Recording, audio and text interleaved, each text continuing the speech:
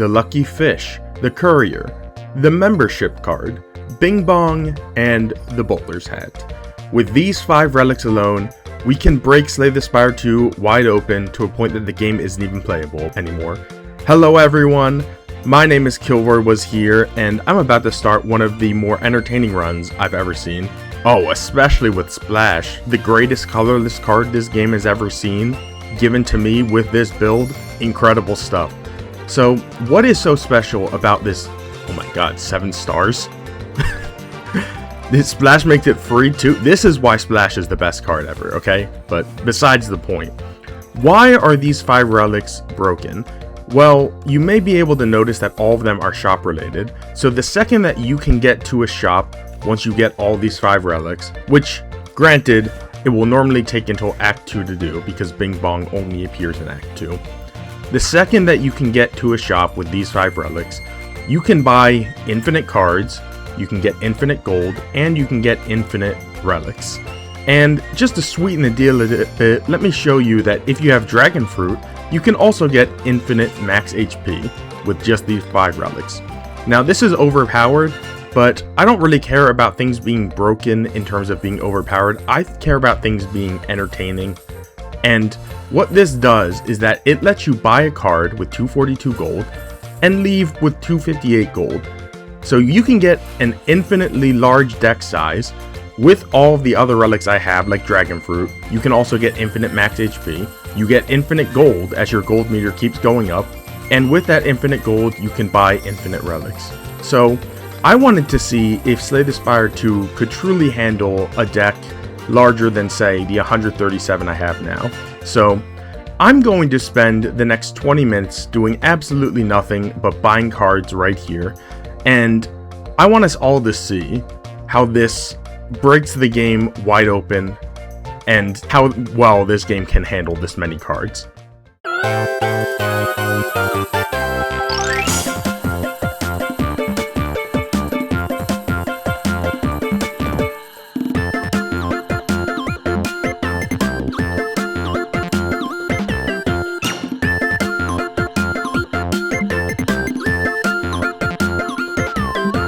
Well, I didn't really showcase it in that montage, but yeah, as you continue to buy and buy and buy in this game, your computer, your console, whatever, it's gonna slow down quite a bit. Yeah. Slay the Spire 2 is built very well, but look, it's not prepared for a 10,000 card deck, okay? I'm putting it to its limits here today, my dear viewers, and I can't blame it for lagging a bit.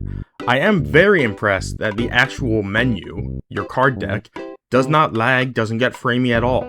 It's perfectly capable of showing you all 10,001 of your cards without crashing and without making the game lag at all. And it's impressive. However, a thought occurred to me at this point. Yeah, the game may be slightly dealing with the weight of all I've put it through so far, but all I've really asked it to do is showcase a merchant screen and a still image of the Ironclad in front of the merchant.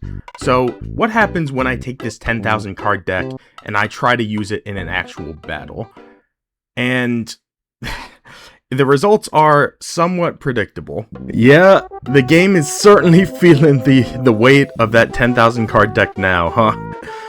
But very interestingly, the draw deck is different looking than the actual card deck we have. I didn't realize the draw deck puts all of your cards together if they are in the same category, the same type of cards. Your actual card deck separates them based on when you got them, but your card deck, your draw deck in battle, puts them all together at once. It's not really too relevant to what I'm showing off here, I just thought it was interesting to find out. and I have a nice 4,320 damage perfected strike here. So yeah, playing cards, drawing cards, doing anything with your deck mid-battle causes the game to chug and take really heavy pauses. But it's still playable. You could 100% beat this game with the 10,000 card deck. I think it's possible that if you made this deck, say, 50,000 cards instead, then the game might actively start to fall apart, but I'm just speaking out of turn here. I didn't actually do that for this video. And beyond everything else here, we have so much HP because of our Dragon Fruit that this run will be very, very boring to play out normally. I had a few ideas to see if there were any things that would really break this game open by just having a large deck, but they never really worked out. And a good example of that is what happens if you try to shuffle all of your cards into your draw pile or your discard pile. Well, it's very easy to test that out by just using a bottle of potential to shuffle all my cards into my draw pile. And I found out that it really just didn't cause any lag at all. To be fair, the beginning of a fight is shuffling all of your cards into your draw pile, so I think we've already seen the game handles it pretty well.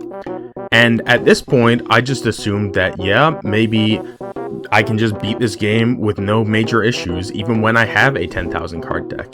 But one boss proved me very, very wrong. Yeah, who could have guessed? The Doormaker. So, turn 1, absolutely no issues at all. But you know what the Doormaker does at turn 2? He applies an effect to every single card in your deck. Basically, he makes them all exhaust. And I didn't know before this video that, yeah, he goes in and changes the qualities of every card individually. Which is why he basically froze the game for, like, what, 5 seconds there? It's crazy. So, if I had, say, 5 times the size of this deck, 50,000 cards, either the game would crash entirely by just trying to face the Doormaker, or it would probably like freeze for a full minute every time the right phase came upon. This second phase doesn't seem to cause the same problems, but the third phase, oh boy. The Doormaker, this is another reason why we need the Doormaker in the final version of the game, Megacrit. I want more nonsense with his mechanics. He is the most entertaining boss I've ever seen, and I want him back. But as of now, this was the last interesting thing to happen in my 10,000 card run. So let me show you what was actually way more interesting and which straight up caused the game to softlock. Trying to buy every relic in the game with this exact same setup. I started a brand new run with our 5 relic build as the Necrobinder. I got a casual 2,500 cards and 16,000 gold. And at this point, I'm ready to buy as many relics as I can handle. Because much like with cards, the courier allows you to buy relics infinitely once you get to any shop, as long as you have the money, of course, which we have guaranteed that we do, due to the Lucky Fish and Bolter's Hat. But the thing with relics is, they cause a lot of problems when you get too many in this game. In Slay the Spire 1, they did not stack like the way you see right now, dear viewer. Once one row was filled in Slay the Spire 1, it moved to another page. It didn't continue to cover up the screen. And even worse, even when we run out of relics, we can start getting these, Circlets. In case you didn't know, Circlets are relics which appear when there is a problem with the Spire or there are no more relics to discover. And they cost 0 gold. The way that this game is designed right now means that when you want to go and click something underneath a relic, like this card right here, you cannot. The Stonecracker will block me. So what happens if I just keep buying relics because they cost 0 gold, and because I have the courier? Well, then you can see where the softlock starts to come in. Yeah, as of right now, I have made the entire top row of cards in this shop inaccessible by my keyboard and mouse. And it's really something I thought was just going to be a massive overlooked problem in this early access game, until I remembered another thing that is available on keyboard and mouse controls. The keyboard. Yeah, I never use keyboard for anything in this game, so I assumed once I got here, I was done. No more mouse use in this shop for buying relics. But if you use the arrow keys, you can scroll over and continue to buy things. So everyone sit back and watch some of the best game design decisions you've ever seen.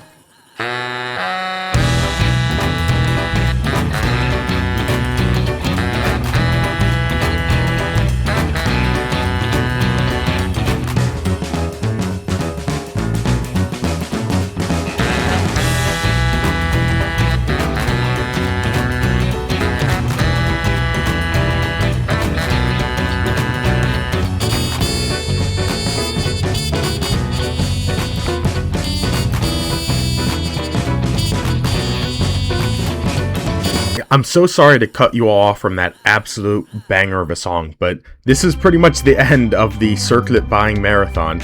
We have absolutely covered the entire screen with Circlets, so much so that they're off the screen now. So how in the heck are we ever going to proceed with this game? Well, we certainly can't click on the map anymore. You can fortunately use the arrow keys to traverse the world. But here's the better question. How do we play the game anymore? How do we fight enemies? You can choose cards using your number pad, but the problem with that is once you choose a card, you have to go and select the enemy you want to attack with it. And guess what happens when I try to click on this enemy right here? A circlet blocks my view. It's amazing that we can just do this. I'm surprised they didn't just implement the same relic mapping system they had in the first game. Relic wrapping, rather. So, what can we do now, my dear viewers? We can end the turn and we can let our 3 thorns take down the enemy slowly. We do have enough HP where we're not going to die. But that would be so terrible. I have a better idea. There are cards that don't target enemies in this game. Powers. You can play every power you have just by picking it up with the number key and then just clicking it anywhere. And cards that attack everyone on the screen, like High Five. Despite clicking on a circlet, High Five was played against this enemy right here. So, if you ever are trying to beat the game in this manner, I have absolutely no idea why you would. I'm just doing it for the testing purposes. If you are, you need many multi-hit cards. Cards that are hitting every enemy on the screen. Any single target card, worthless. You'll never be able to play it again once the circlets wrap this far. Powers, those are good too. Powers that have effects that can deal damage. Any passive way you can deal damage works. You can't really control the relics. You do have pretty much every relic effect in this game, but I can barely remember what I have anymore because I can't see any of them. So basically, rely on my help from Osti. Apparently I don't have every relic in the game, so we gotta pick up this this purple eggplant right here. Shout out to Spelunky, phenomenal game. And when you're choosing to add new cards, make sure you always add cards that can be played without enemies. Defense cards also work. Cards like, maybe this will be the first time in the universe where Eidolon has ever been useful to anyone. I'm sorry to any Eidolon lovers. But everything I just told you, by the way, entirely irrelevant, because guess what our next room is? It's a chest. An amazing reward that we would normally find. Everyone wants the treasure chest, everyone wants more relics. Me, I'm flooded with relics. And in their infinite wisdom, Megacrit made one object that you can't select by using the keyboard, and that is the chest. Yeah, I am using the keyboard right now. Oh, I guess you can pause and unpause to see your old relic list too. That's very nice. But yeah, I am trying to use the keyboard and the mouse to click on this chest to no avail. So this is where you can softlock your game by having just 5 relics at the ready. The second you get into a state with those 5 relics, or with any relics, in which you can flood your screen with circlets, you have made it impossible to ever progress through an act beyond the treasure chest, because you cannot select these chests using the keyboard or the mouse, and you're just stuck here for the rest of time. If I save and quit here, the exact same screen will await me when I come back. So, Softlocked achieved on my computer. I guess there might be a chance that a controller would fix this problem, but I don't use controllers on my PC, so I don't have anything set up. So as for me and anyone else who plays keyboard and mouse, you are trapped by your own greed in this run. But that's an unsatisfying ending. I'm gonna skip ahead to Act 3 and see if I can beat the final bosses on Ascension 10 with this beautiful setup that doesn't allow me to play the majority of cards in my deck. Oh heck yeah, trade deal of the century. Guys, would you want a circlet for your molten egg? I would take that deal 10 times out of 10. Well, I think I've learned that even if you weren't softlocked at chess, trying to play through a whole run on any Ascension with the screen like this is a futile and miserable experience. I'm pretty sure I would win, and anyone would win, given the amount of HP, the amount of relics, the amount of cards they have. But to what end, my dear viewer, to what end? Is it worth it to spend hours and hours of your life waiting for the few AoE cards in your deck to come around? Especially when you're a character like I am, who has maybe 2 consistent AoE attacks, and I just so happened to have... I went into the shop and bought nothing but attacks. If I bought things that could be used like defend cards, then maybe this wouldn't be as bad. But instead, I use my frickin' potion and I get Omni Slice, which can't be played, Impatience, which will never be played, and Secret Strike, which can't be played. This is my own personal hell that I've given to myself. And it's covered in circlets. I feel like this is a genuine, like, Greek tragedy or something. You've taken so many circlets that you can no longer see anything else in the world. Your vision is occluded and you can never interact with your day-to-day life the way you could if you weren't so focused on material possessions. Maybe that's the lesson that Megacrit had for all of us when absolutely purposefully putting in this interaction. So, my advice to all of you, dear viewer, do not do what I did. Go and play the game the way it was intended. Do not try to find the easy solutions and the 5 relic breaking strategies. Go, have a good day, and I hope you enjoyed this video.